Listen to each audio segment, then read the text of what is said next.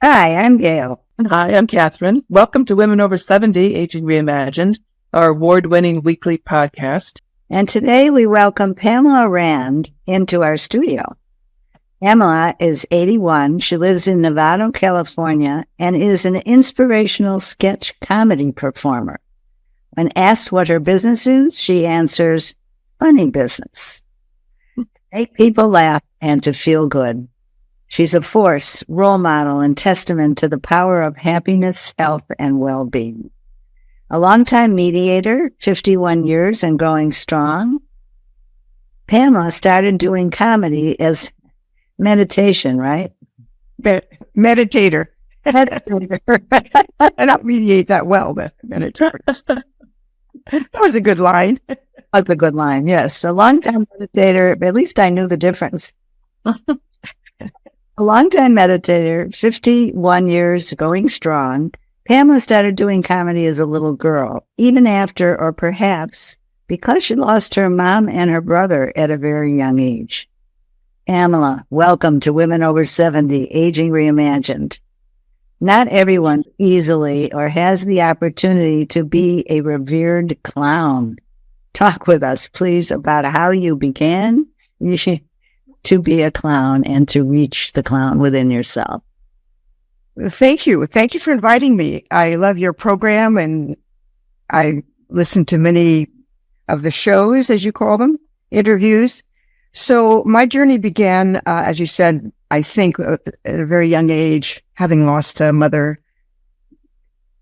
deaths in the family. And I realized that I was a funny kid and I could make people laugh and by doing songs and dances and accents. And I guess that brought me, that I gained resilience, and I did more and they laughed more. And by the time I was, I think 7, I was a regular on, San Francisco's Channel 7 Aunt Lolly's Story Time. I was Janie the Gossipy Cat. That's the start of my career. So, as far as the clown goes, I went to a wonderful school in France. I lived in France for about 7 years in the 60s. And this was called Jacques Lecoq, and it was a school of movement, mime, and theater. And we learned in that school the inner clown, your clown within. So I don't mean like Bozo. It's not Bozo the clown. It's who you are inside. And I didn't realize at that time, because I was in my early 20s, how much that journey would influence me, the journey within. Mm-hmm. And then I taught it, when I came back to the States, I taught people all over the world, because I was in an accelerated learning program, how to find their inner clown. So this means, well, it gave me a chance to understand cognitively. It goes far beyond just clowning. It's your innocence. It's bringing out your innocence, your naivete that a lot of people don't want to show. People don't want to show their silly sides. Mm-hmm. And actually, it's a very healthy thing to do. And I hope that people will understand just by this little talk to begin to let that out, to see how many things are absurd in life, and to laugh more, because laughter is health. Laugh to live. Well, they've proven that just 20 minutes of laughter, is worth to the body, is like you don't have to exercise, because it does a lot of good things for your body and for your brain. Stress reduction. It's actually laugh to live. Yeah. Longevity, hopefully. Well, we all encounter people who are funny, who see things differently certainly from the way that I see them. And can you develop that? Can you bring it out in yourself? I believe you can. The first thing is to be your awareness. Well, I don't think that way. So you give yourself clues, reminders, laugh. You put them on your refrigerator, put them on your computer, Post-its, laugh, and begin to see, it's a way of looking at things a little differently. And just as you said, it takes some cultivation, especially if you haven't been that type of a person, but realizing, I don't know, one thing I've been doing for quite a while is as soon as I wake up in the morning, before I look at my phone or anything else, I smile. That's a good starter. Just smile, but not a grin. It's a smile. And you can feel subtle changes in yourself just by, okay, every morning I'm going to just smile, just for a few seconds. That will make some change. Try it. Start tomorrow morning. Right. They say children laugh 400 times a day and adults laugh about 17. It's kind of pathetic. I mean, just think about it. So I think it's time to take laughter more seriously. And if it's a formula that works for you for relieving stress, because stress only turns into bad things for our body, for our human body. Whereas amusement, it does good things for our brain. And surely a person can begin to see, if you make up your mind and you kind of rerun a situation, to make it absurd, and that makes you laugh. What you have to discover what makes you laugh. Do you know what makes you laugh, Gail? You. No? No. I'll just go. Okay. That's very funny. It is a self-discovery, what makes you laugh. And to set out on a journey, I'm going to laugh today, and to see things differently, readjust them. It's a good formula. That's great. So can you laugh like laughter yoga? Can you laugh without having the stimulation of something funny happening? Just that physical? I did laughter yoga. I mean, I got certified, but I really never taught it because I just felt if somebody starts laughing hysterically and maybe has a heart attack, I wouldn't know what to do in your class. Seriously. I mean, because that's a laughter that, and everybody starts laughing. So as you say, it's like catchy. You catch what the other's doing. So the inner clown is wanting to not disturbed by being silly yourself. So not editing, self-editing. Without editing, doing something silly that makes you laugh. I don't know. I had gone to a fancy hotel and was a dinner. I came back and I just thought, okay, the doorman opened my car, but I went and sat in the passenger seat. The guy's waiting. I thought that was really funny. And he finally got it. So that made me laugh and it made him laugh. So it's a matter of beginning to cultivate and showing that side of you. Because if you show only your, this more serious side, I don't think you'll get there. You have to be willing to be silly, Gail. Do you know what I mean by that? Cultivating that more innocent side, be willing to, that somebody laughs at you and you're laughing at yourself too.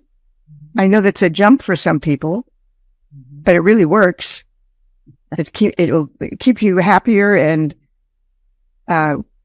for your health. It's really for your health. Yes. Yes.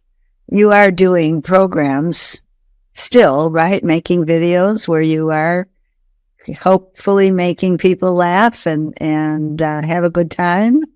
Yes, I hope so. So what happened is I had children very late in life. First daughter was born when I was 42. And then decided, well, we shouldn't have an only child. Let's have more children.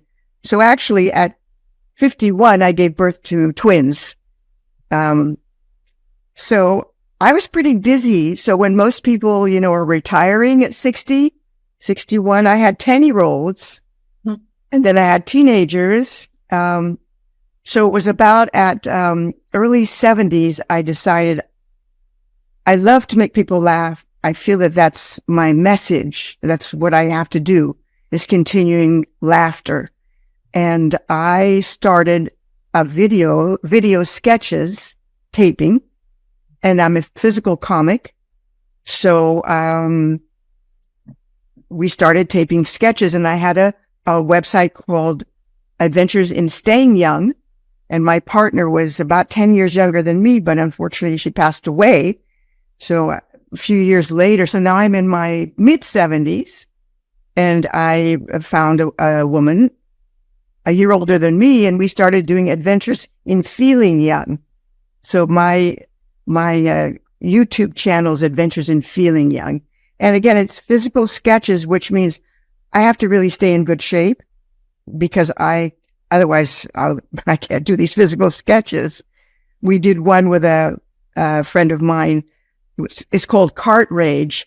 And we're on shopping carts and we're angry, and I'm climbing on the shopping carts. And then we get very mad because she bumps into me. I mean, you'll see it. It's a short. People only want short sketches, by the way. Nobody wants to watch more than a minute anymore. Mm-hmm. So, my friend said, well, how can you do that? You're 80 years old. How can you climb that shopping cart? And I just said, well, who's counting? Seriously, who's counting? Right. Saw some of your videos. Oh, they are funny. They're very funny. Yeah, very funny. Thank you. I was going to ask, well, if anybody has any ideas for funny sketches, send them to me and we'll put them together. You might get some answers. Maybe, yeah. I think you have to be aware of yourself and your reactions in order to make a shift in your behavior. Wouldn't you say? I can send you an idea about falling down an escalator and being as graceful about it as possible. But did you get hurt? Just a little. I was a little, not too bad. It was funny to me. People were just horrified. I was like, I'm fine. Oh, you were fine. You laughed at yourself. How did I did? I certainly did. Yeah, that's a great idea. So I think humor is an integral part to our peace of mind and our ability to go beyond just surviving. And it's vital to our sanity, our longevity. Yeah. I know when we talked, we discussed positive addictions and what those mean exactly, and how does addiction show up in your life? Not drug abuse or, things that are going to negatively impact you, but positive ones. And did I make that up, or did we really talk about it? We really did, because I call them positive addictions. I call meditation a positive addiction, because I really don't function well if I don't meditate. So I need to meditate. I started meditation 52 years ago, and I meditate twice a day, in the morning and in the evening. And it's just a way of life for me. So I would call that a positive addiction. I'll call I feel better when I eat healthy foods. I'm actually kind of addicted to eating healthy foods. So I guess that's a positive addiction. My kids say, Mom, why don't you pig out? Why don't you indulge? Well, I know that when I indulge, I don't have a desire to indulge. And, when I do, or if I do overeat, because that berry pie was so good, I don't feel well, and I like to feel well. Right. So as I guess, I discovered Qigong about 15 years ago. I don't know if your audience knows about Qigong. It's close to Tai Chi. It's not Tai Chi. Qigong is like, you going to say something? No, I want you to say. Oh, okay. Qigong is like the trunk of the tree. Qigong is the trunk of the tree where Tai Chi is a branch. That's how it was explained to me. Qigong is more, it doesn't have a set of exercises. you do these different movements, as you discovered, Gail, when you did a little bit of it. But tapping into chi, which is energy, and gong is the application. So tapping into this chi and doing these slow movements, it is a moving meditation. But you can really, it's harnessing the energy, harnessing chi, which in yoga is called prana, I believe. And I really feel the benefits. I know here in San Francisco, there are a lot of Asian people of a certain age doing qigong in the park early morning. Maybe you have that there. To join in with them. It feels good and it's easy, and you feel a shift in yourself. It's very different than yoga. I still do yoga. I don't do yoga as often. I do it like once a week, maybe twice, because it's harder. It's harder to get on the floor and hold those poses. Whereas qigong is flowing. You know how much in yoga you stretch? Well, in qigong, it's more rounded. Hold your arms like this. Right. And not like that. Right. It's more round. I mean, it's still with energy, but it's not limp. But I hope people will try it, because, it's always touted as, for health and longevity. And I believe it. You can see, I know in China, 106, 110-year-old women doing qigong. So why wouldn't we? So I feel that these things are addictions. And I'm kind of addicted to go to the health club because I feel better when I do weight training. That's another thing that about 2 years ago, I was feeling that I was getting really fragile and weak. So just doing a 50-minute senior weight training class with 5 pounds makes a big difference. Feel stronger. Pilates is I love to do Pilates. Gives you core strength. And I think it also makes you happier. It does. You just have to give yourself a kick in the tush and get over there.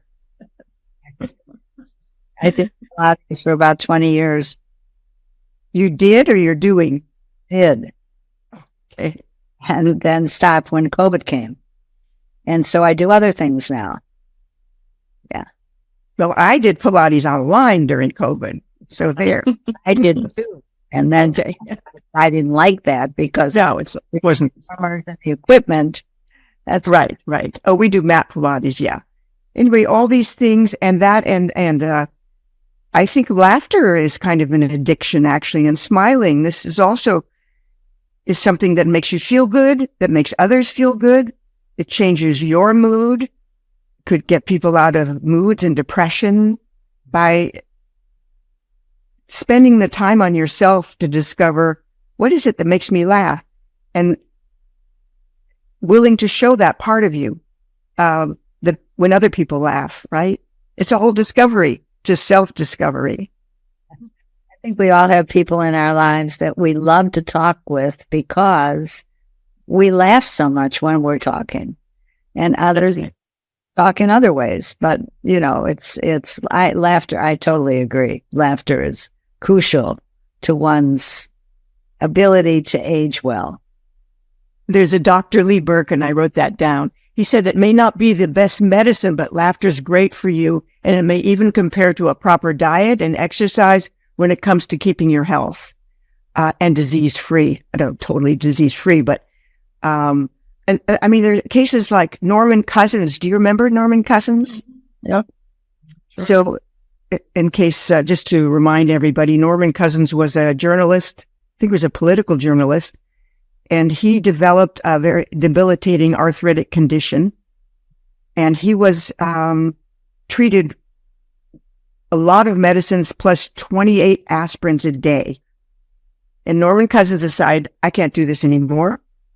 And he discovered, watching funny old movies, the Marx Brothers, Charlie Chaplin, as well as things that were on, I guess it was during the 60s. If he could laugh for 10, 15 minutes, and that would give him 2 hours of pain-free. And actually UCLA, I think it's still there. It's called it's the Cousins Center of psychoimmunology at UCLA, where they do studies of laughter for the body as well as effects of meditation, all kinds of things. So that was a big eye opener. That he The name of the school again? Well, they had it for. I hope it's called from Norman Cousins Center of Psychoimmunology at UCLA. It's a center. And there's also a story that there was a captain who was in Vietnam for, I think, something like 7 years, prisoner of war. And they found solace in laughter. That's what kept them going. So it's a good thing to set yourself to the task to find what makes you laugh and what is, and are, just to open yourself up. And who cares if you make them laugh and you make yourself laugh. So at a dinner party, what I have done often, I'll drop on purpose my napkin to just fall off the chair and go on the ground and get it. You think that's silly, but it makes people laugh. Okay. Amuses me. Gail doesn't want to do that. Okay. You could try it, Gail. Because people get so serious. My goodness, they're all so serious. For dropping my napkin or my handkerchief or, mind to think about what those other reasons might be. But yet you can't intellectualize it too much. You have to get out of your head. Don't overthink it. Yeah. Don't overthink it. Right. Oh, Go ahead. Yeah. So having children at the age that you had them, now that you're 81, tell us a little bit about how it is to be the parent of younger children. See, my twins are 30, turning 31, and my eldest just turned 39. Well, I'll tell you, when I was pregnant with the twins, people would go, oh, no, I was the self-proclaimed president of the Mature Mothers Society. But when they were little, and people would say, oh, they're so cute. Oh, are they your grandchildren? And I would say, well, they're grandchildren, but they're mine. And they didn't know where to put themselves. Yes, I actually didn't tell my children my age until they were about 25. Oh. Because already I was apparently older parent, right? And it's hard enough in school for kids, as is. They like to say, my mom's 81. And people, I guess it's for an effect, because then, oh, really? Oh my gosh, she had you when she's in her 50s. So they're wonderful children, and they're very devoted. The thing is, we argue sometimes about ageism because they begin to treat me, oh, let me help you, Mom. Oh, can you get out of the car by yourself? Oh, can you pick that up? And that really drives me crazy, this notion of ageism. And one went back to school, twin A. Twin B just had a baby. Twin A went back to school to become a PT, physical therapist. So she's dealing with a population my age, and she overdoes it with me. So I have to put her in her place. So, but she's on my case. Please think about your own aging. We like to ask all of our guests that.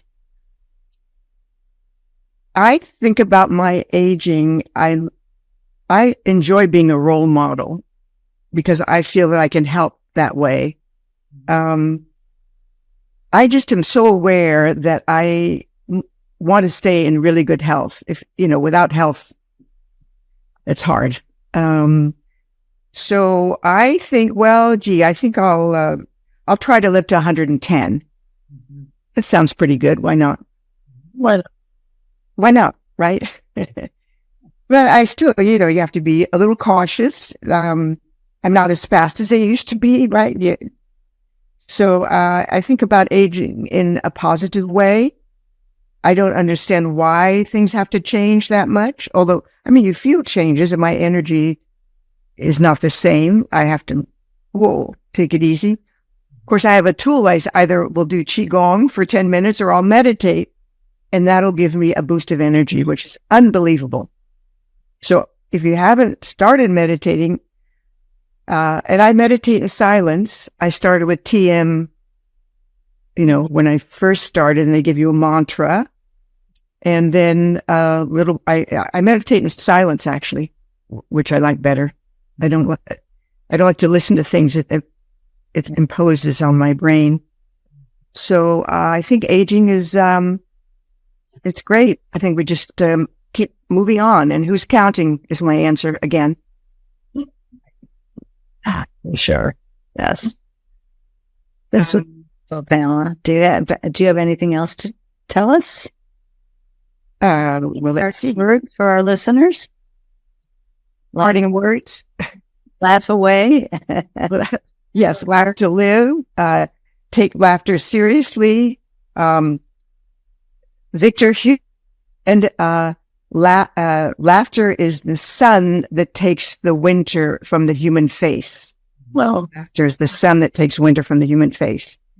So I think that we need to become more aware, those who are not, where they're at. And I think that a key to longevity, I really do believe, is laughing and smiling and well-being as a result of those things. I think it really can make a difference for people.